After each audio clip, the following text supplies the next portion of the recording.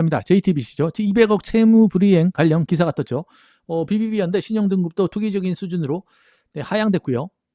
2월 달에 발행한 42차죠. JTBC 42회차인데 보면은 가격이 2월 달에 10,000원 초반대였는데 5월 달 초에 4월 말에 급락을 했죠. 7,000원 선까지 밀렸다가 지금 현재 8,700원, 8,900원 이 정도까지 올라왔는데 이게 2년 만기고요. 7.9% 이자였죠.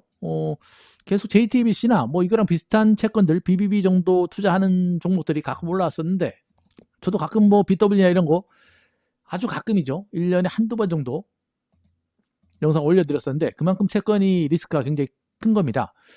회사가 돈이 없기 때문에 일반 투자자한테 기업 사채를 발행해서 돈을 모아서 이전 회차의 돈을 이렇게 계속 갚아나가는 형태로 운영이 되죠. 그러다 보면 이자가 점점 쌓이고 JTBC 같은 경우에는 월드컵이나 올림픽 최근에 중국권을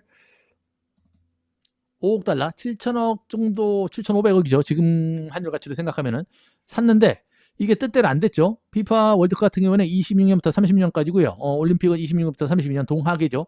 7천억을 투자, 7천억, 5억 달러 정도를 투자했는데 지난번에 올림픽 같은 경우에 JTBC에서만 중계를 했었고요. 이번에 월드컵은 그나마 KBS에 막판에 팔아가지고 KBS랑 JTBC 중계를 하는데 네이버 취직 쪽에서도 판매를 해서 중계를 하는데 나머지 지상파 MBC와 SBS는 빠졌죠. 그만큼 사실 지상파의 영향력이 많이 떨어진 거죠. 지상파도 돈이 없으니까는 중계권료를 못 산 거고 그걸로 수익을 내기 어렵다고 판단을 했기 때문에 시청자층이 지상파나 이런데 케이블 이런데 시청률이 굉장히 많이 떨어진 건 사실입니다. 저 같은 경우에도 거의 뭐 KBS나 MBC, 지상파, 뭐 케이블 TV 한 달에 몇 번 볼까 말까. 예전에 뭐 집에 오면은 텔레비전 틀어놓고 그것만 보고 있었는데 이제는 유튜브랑 넷플릭스, OTT 뭐 이런 것만 쳐다보고 앉았죠. 내가 보고 싶은 영상만 보고 있기 때문에 이 지상파나 케이블이 굉장히 어려운 거고요. 그다음에 케이블 JTBC 같은 경우 최근에 큰 투자를 했는데 이게 뜻대로 이루어지지 않았기 때문에 그만큼 채무 압박을 받은 거고 200억을 지금 보도자료 내용을 보니까는 뭐 4억이나 중앙일보 건물을 매각을 해서 일단 갚겠다 뭐 그런 식으로 얘기가 나오고 있는데 극단적으로 회사가 파산하게 되면 담보권자들 그러니까는 부동산 물건 위주로 담보를 설정한 그 사람들이 1순위고요. 그 위에 뭐 세금이나 이런 게 1순위겠죠 당연히. 그 다음에 2순위가 채권 보유자들 이런 기업사채 보유자들이고 3순위가 주식이라고 합니다. 주식이 채권 보유자들보다 지급순위가 낮고요. 보통은 담보물건도 처리하기 어려울 텐데 그만큼 채권이 리스크가 큰 거죠. 금리 인상 이슈가 있다 보니까 금리가 인상이 되면 기존 채권들이 안 좋죠. 기존 채권들이 가격이 떨어지고 새로 금리를 많이 주는 채권으로 옮겨 타기 때문에 채권 가격이랑 금리는 반대로 움직이고요. 가끔 BW나 이런 거 영상들 올려드렸었는데 뭐 그런 거 투자할 때는 뭐 장기 보유하라고 절대 저는 얘기하지 않습니다.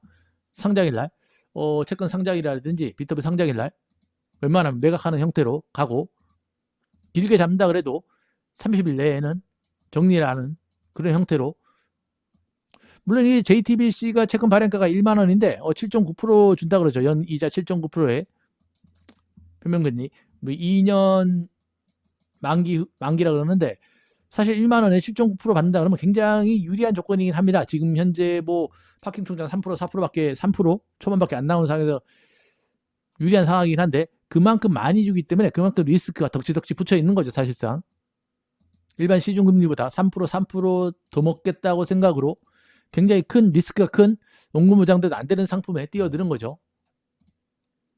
그나마 공모주는 내가 받은 금액만큼만 책임을 지고 단기에 처리를 하니까 상관없는데 이 기업 사채 같은 경우에 큰 금액을 넣어놓고 뭐 6개월, 1년, 2년 투자를 하다가 10개 중에 1개만 나락을 간다 그래도 전체 자산에 치명타를 맞을 수 있기 때문에 극히 주의하셔야 되고요.